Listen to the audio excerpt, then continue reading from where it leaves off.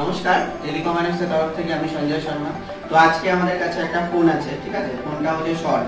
তো আজকের ক্লাসে আমরা শিখবো হচ্ছে কিভাবে চট জলদি শর্ট ধরা যায়, ঠিক আছে? তো চলে এসো কাছে। ফোনটা হচ্ছে Redmi Note 10 Pro। তো এই ফোনটাতে কি আমরা দেখলাম যে ফোনটা কিন্তু শর্ট আছে। শর্ট বলতে কি, ব্যাটারি কানেক্টারে কোনো শর্ট নেই। আমরা যদি মাল্টিমিটার দিয়ে চেক করি সেখানে কিন্তু কোনো শর্ট শো করবে না। একবার দেখে নিই শর্টটা কি দেখাচ্ছে না দেখাচ্ছে।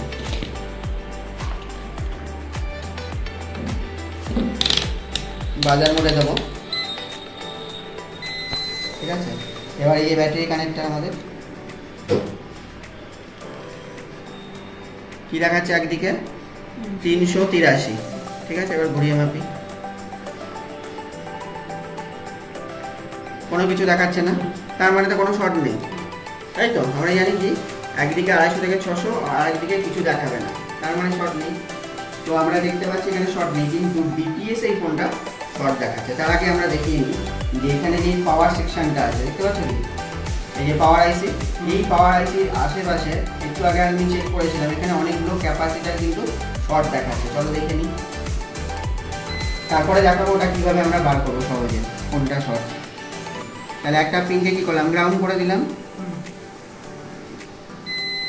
বাজছে, দেখো দুদিকেই বাজছে। একটা হয়ে গেল, 2 নাম্বার, 3 নাম্বার হয়ে গেল না? এটা নেই, 3 নম্বরটা ঠিক আছে, 3 নম্বরটা ঠিক আছে। আছে কোনটা?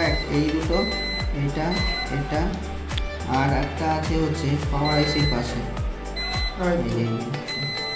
ঠিক আছে? তাহলে এখানে কতগুলো শর্ট দেখাচ্ছে? 3টে ক্যাপাসিটর শর্ট দেখাচ্ছে।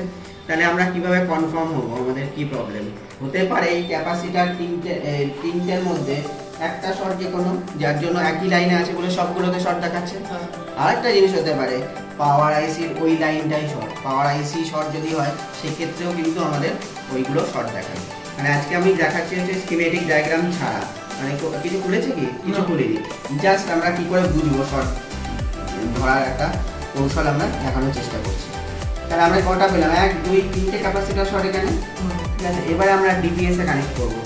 ডিপিএস এ কানেক্ট করে আমরা দেখবো এতে কি হচ্ছে, ঠিক আছে? তার আগে আমাদের একটা কাজ আছে, সেটা হচ্ছে এই জায়গাটায় আমরা ফিল করবো কি দিয়ে? রজন দিয়ে।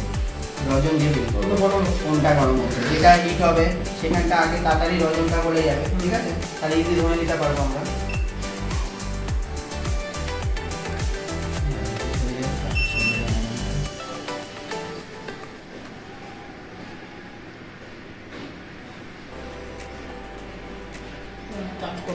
ঠিক আছে, দেখো সাদা হয়ে যাচ্ছে পুরো, মানে এই ধোঁয়াটা জাস্ট চারিদিকে দিতে হবে। এই যে এই ক্যাপাসিটার এখানে একটা দিয়েছি, সবগুলোতে দিয়ে দিয়েছি ধোঁয়া থেরাপি, দেখা যাচ্ছে? দেখো পুরো সাদা সাদা হয়ে গেছে, তার মানে রজনের ইয়েটা চলে এসছে এখানে। এবারে আমরা ডিপিএস এ কানেক্ট করে শর্ট কিলার হিসাবে ব্যবহার করবো এখানে। চলো, ডিপিএস আমার করাই আছে, অন করা আছে।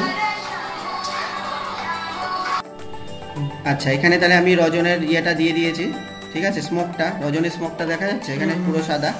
এইবারে আমরা চেক করবো হচ্ছে ডিপিএস এ কানেক্ট করে, ঠিক আছে?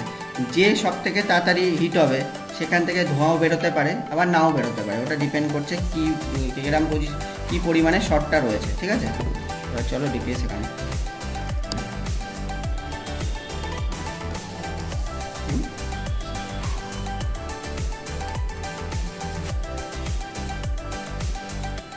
এটা হচ্ছে Redmi Note 10 Pro, ঠিক আছে? Note 10 Pro Max হয়ে গেছে কানেক্ট।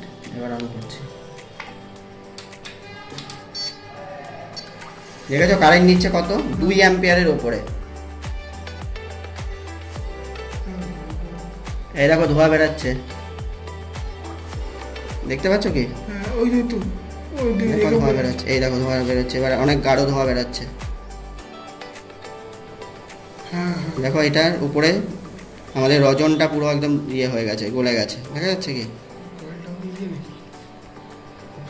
এবং হাত দাও, হাত দিয়ে তুমি ধরে রাখতে পারবে না, এত হিট হচ্ছে। ধোঁয়া যেখানে উঠবে হাত দিলে ছাকা লাগবে, বুঝতে পারছো কি? তাহলে কোনটা হচ্ছে? এই যে এই ক্যাপাসিটারটা,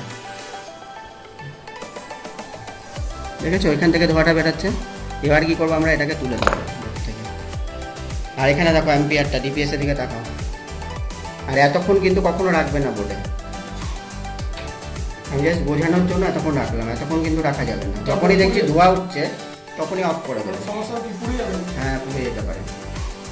অনেক সময় কি হয়, এই ক্যাপাসিটার জ্বলে মানে এখান থেকে এমনি নিজে থেকেই পুরো একদম ইয়ে হয়ে যাবে, ডিসকানেক্ট হয়ে যাবে বোর্ড থেকে। আবার অনেক ক্ষেত্রে নাও হতে পারে।